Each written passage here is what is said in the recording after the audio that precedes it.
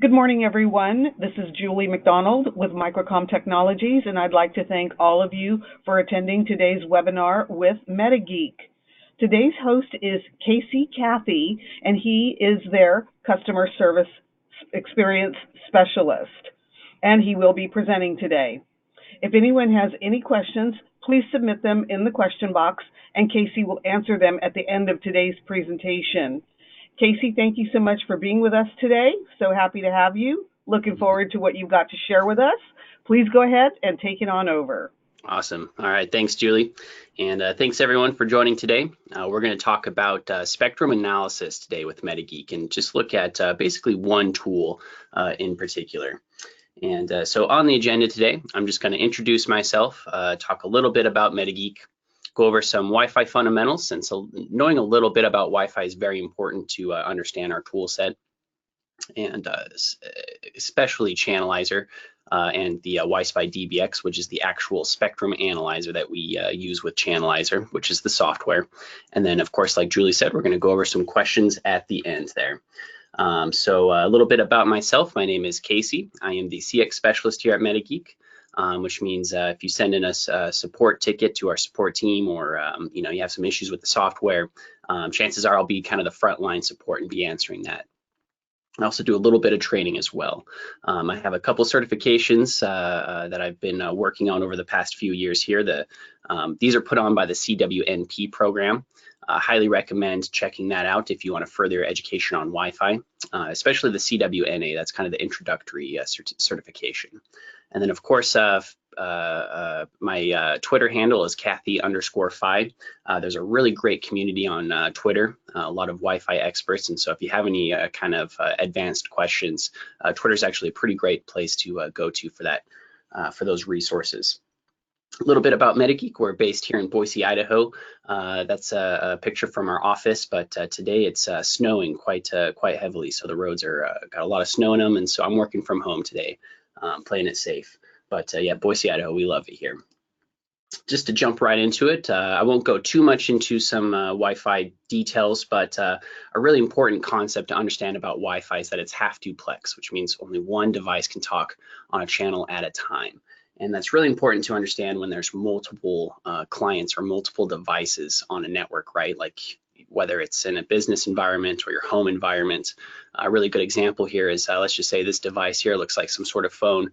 If this phone is having a conversation with an access point, maybe it's checking Facebook or watching a YouTube video, all these other devices have to wait their turn to talk until that conversation is complete with this client and the access point.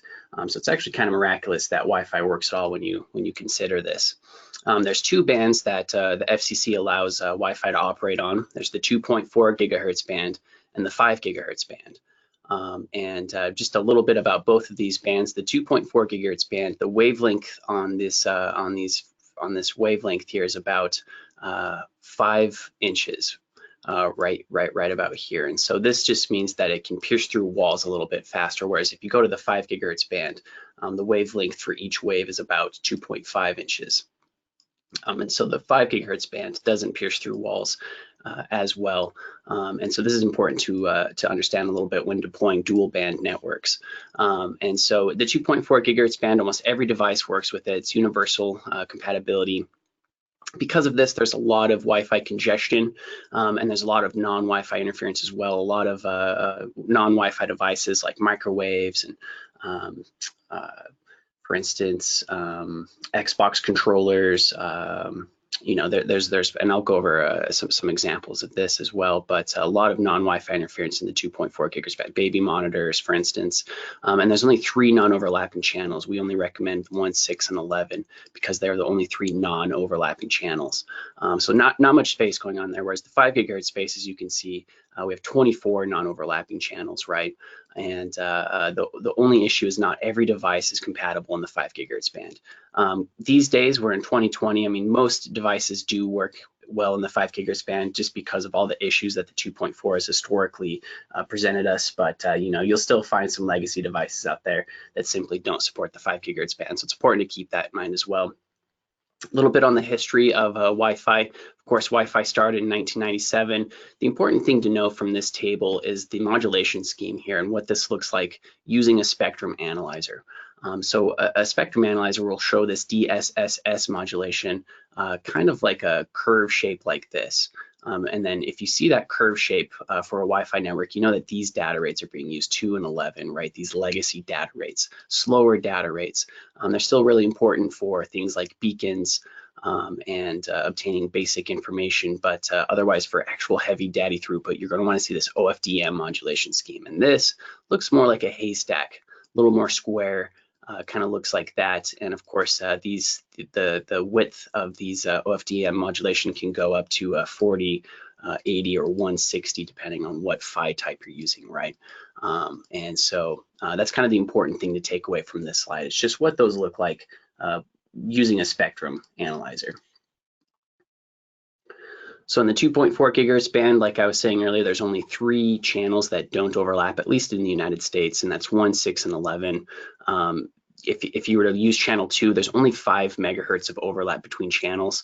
And so that's why even using channel 1 and 2, for instance, basically channel 2 is eating up almost 90% of channel 1 here. So that's why you really want to make sure you try and use only 1, 6, and 11 to avoid that co-channel and adjacent channel interference. And this is kind of something that Channelizer and the Wi-Spy will show you. It's not only going to show you networks that are on the same channel, but it's going to show you networks that are on adjacent channels.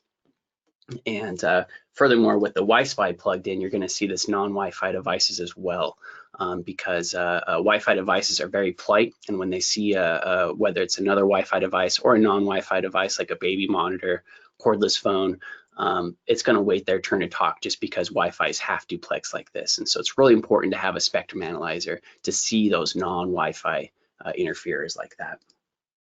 This slide is a really good example of what plugging in a Wi-Spy DBX looks like in Channelizer. So Channelizer will show you Wi-Fi scanning, as I'll demonstrate later.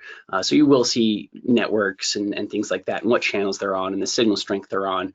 But with the Wi-Spy plugged in, you get a much larger picture, right?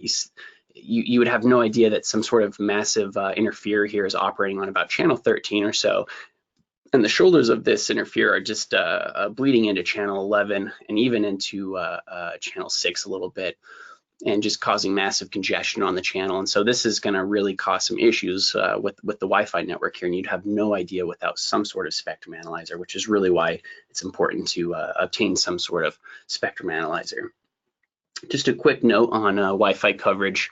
Channelizer will show you the signal strength of neighboring networks and your network, so you can kind of verify you have good signal strength.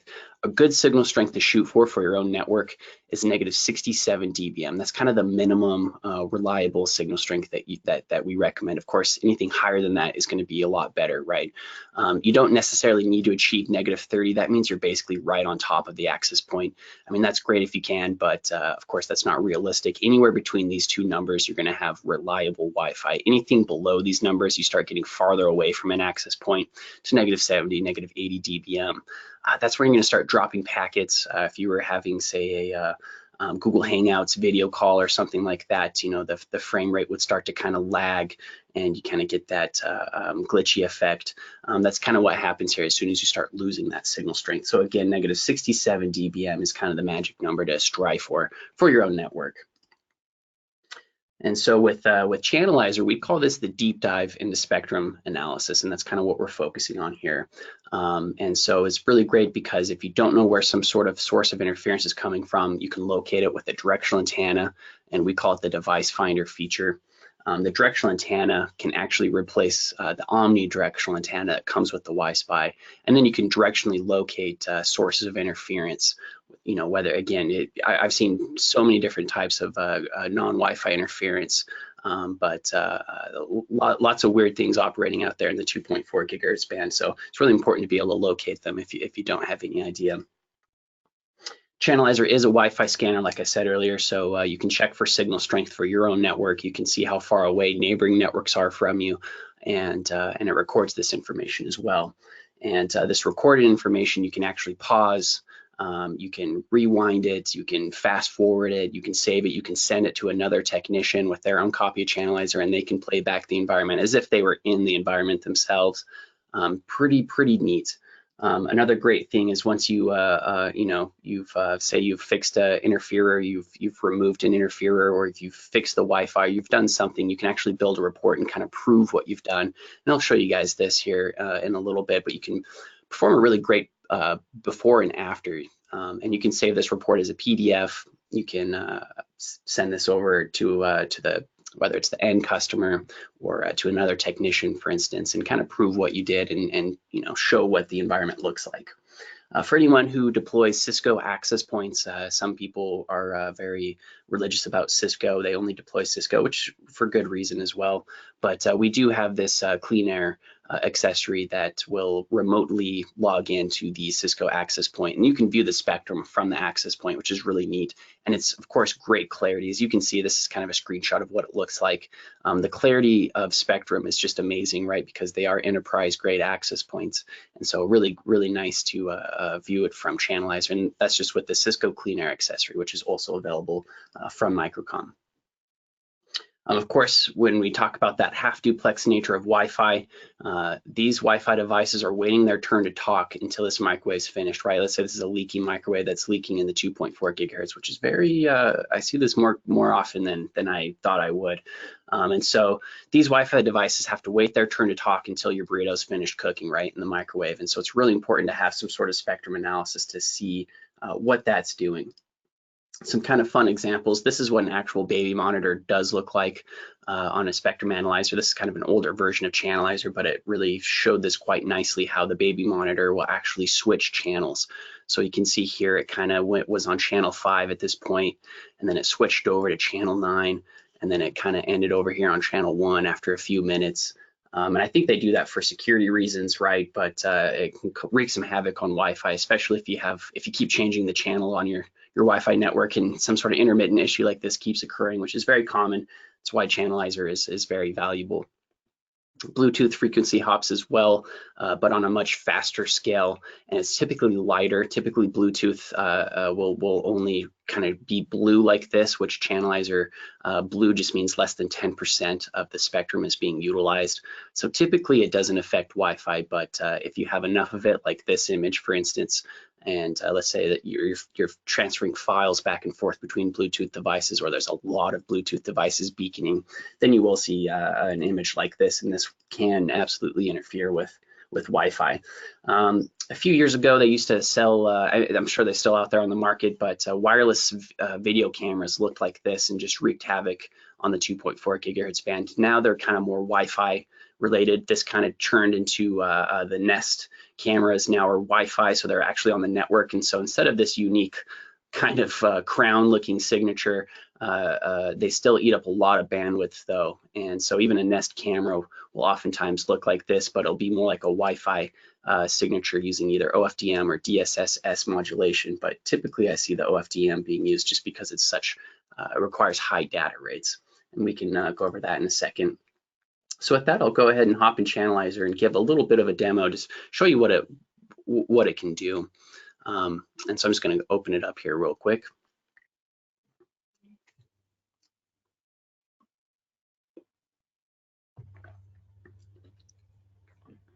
So I have a Wi-Fi DBX plugged into my laptop here.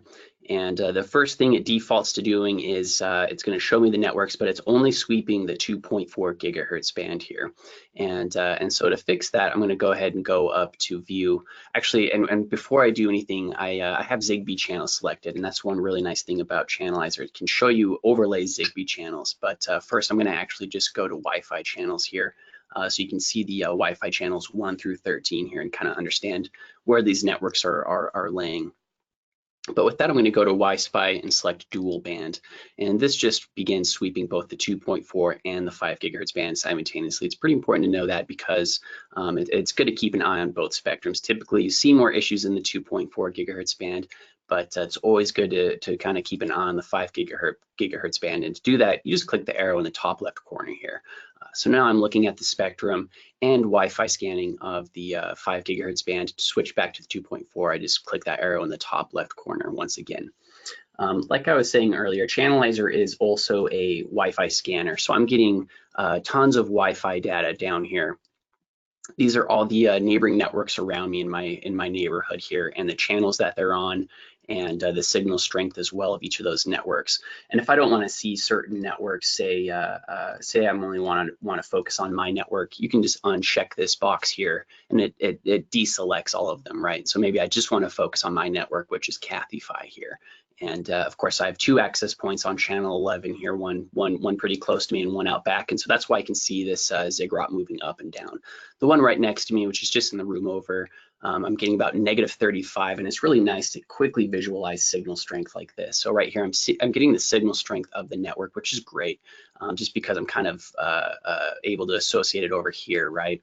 So this network here is hovering about -35, -40 dBm. I know that my coverage is going to be great here with this access point.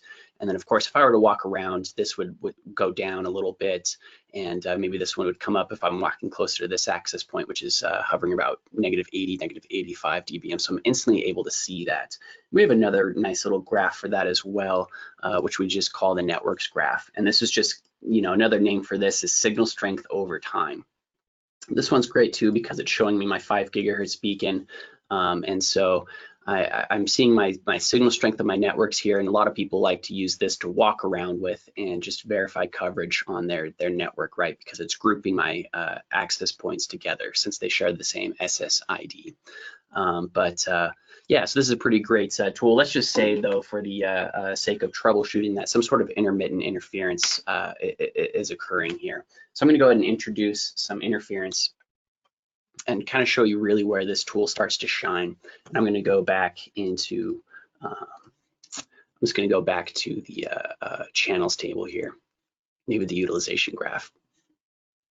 We're just going to give it some time. We're just going to say this is a intermittent source of interferences, and you can see in the top left corner, you can see something starting to happen here.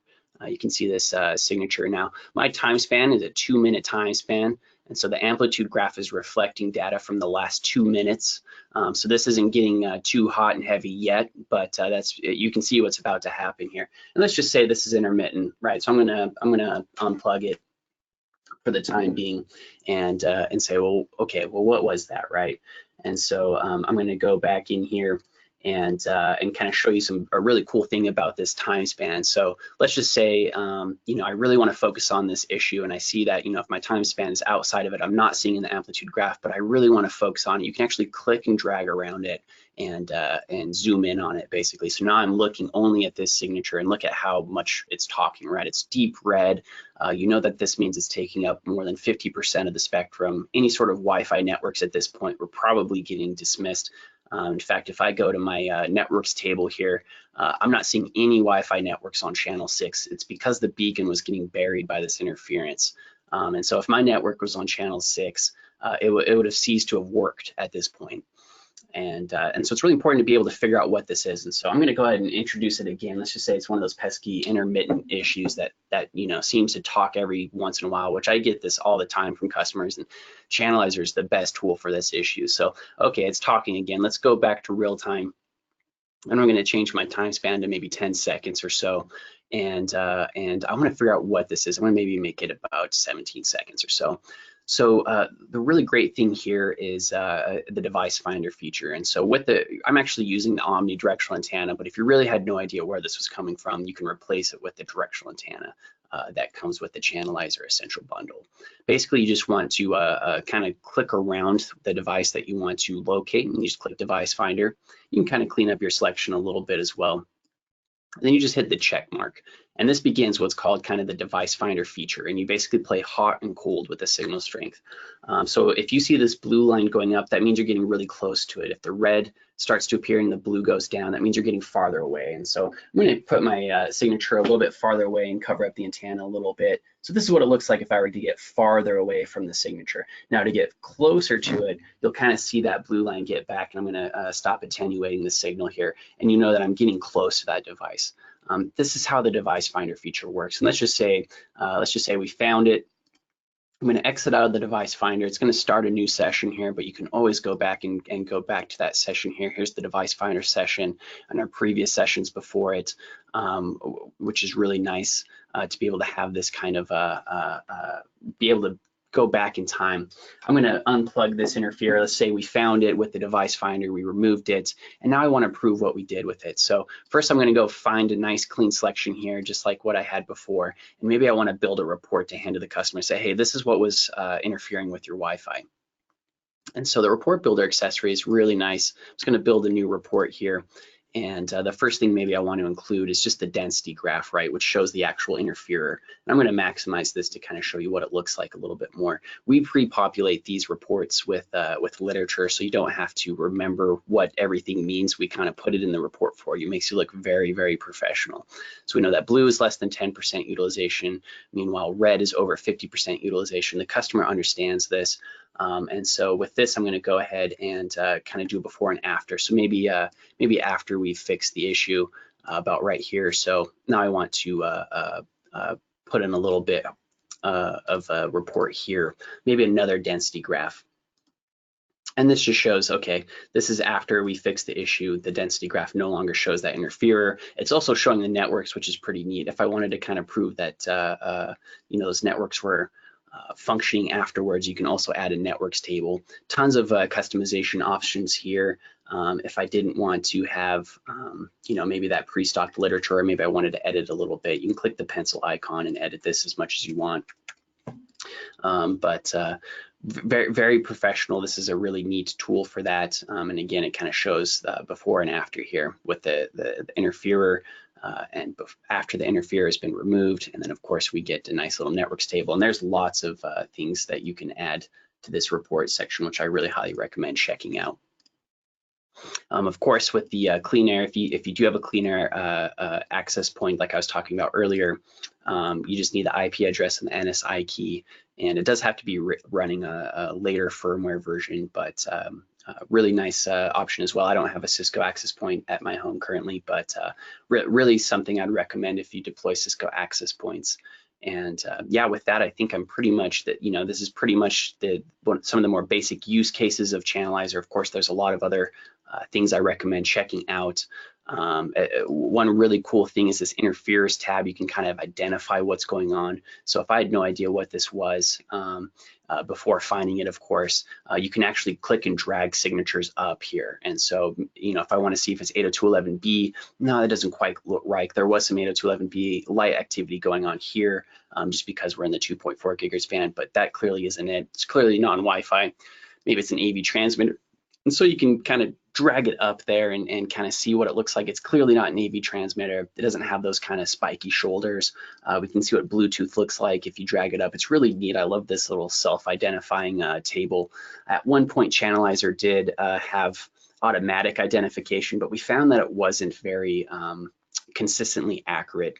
We think it's best here at MetaGeek for the actual individual using the software to identify it. The software trying to do it on its own just was not working too well. What I'm actually using here is supposed to kind of mimic this little RFID reader, which you can see it kind of fits perfectly right there, but I'm actually using just a signal generator here. But yeah, you could basically, try and identify the source of interference as well with this interferers library, and you can actually add to this library yourself if you find something like, I've been finding a lot of customers sending in signatures of drones, for instance, now that drones are kind of getting a little bit more popular, and they do have their own unique signatures that they use, typically in the 5 gigahertz band. But yeah, you can add those here as well if you end up discovering more of those that aren't currently present in this interferers library. And yeah, with that, I'm going to pass it on back to Julie and see if we have any questions for me. Thank you very much, Casey, for that presentation. Yes, we enjoyed it. And yes, I do got questions.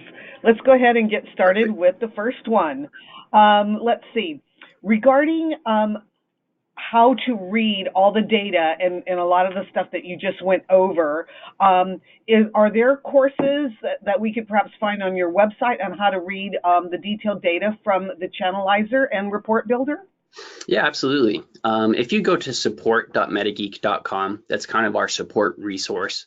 That's going to have a lot of literature for you based, Channelizer's been around since the beginning of MetaGeek, basically, and then we're talking 2005, 2006. There's been some form of channelizer. And so, yeah, we have a lot of literature on how to read those details. And, a lot of it is focused on spectrum analysis. But you do kind of have to understand a little bit about Wi-Fi as well. And so we have all of that at support.metageek.com. Definitely recommend. You can even just search in Channelizer and you'll see a whole slew of articles, and we have videos and recorded webinars and things like that go into a little bit more detail. Absolutely. Excellent. Thank you so much for that. Next question here. Will your system show all wireless devices in the room, laptops, cell phones, security access card systems, VoIP phones, and all of that? Will it show it to you and perhaps determine the names of all of those devices? That's a good question. Channelizer will, we basically use the chipset in your Wi-Fi adapter to obtain Wi-Fi network information. So if it's an access point that's broadcasting SSID, Channelizer will show it and display it. In terms of if it's speaking on the spectrum, right? If it's talking heavily, you will see it in terms of just usage on the spectrum. Now, Channelizer won't be able to show you devices from you won't be able to see the MAC address of a device that's connected to a network or anything like that. We don't do any sort of packet scanning in Channelizer. For that, you would either need IPA, which is another piece of software that we have, or Insider, which is another piece of software that we have. And those two pieces of software will show you all the devices, clients, those pieces of software are focused more on Wi-Fi. Channelizer is really focused on spectrum analysis, and so it's not going to show you, the MAC addresses of connected clients or connected devices, but it will show it on the spectrum if they're talking loudly, right? If one of those VoIP phones is talking really loudly on the 2.4 or the 5 gigahertz radio, you'll certainly see that activity.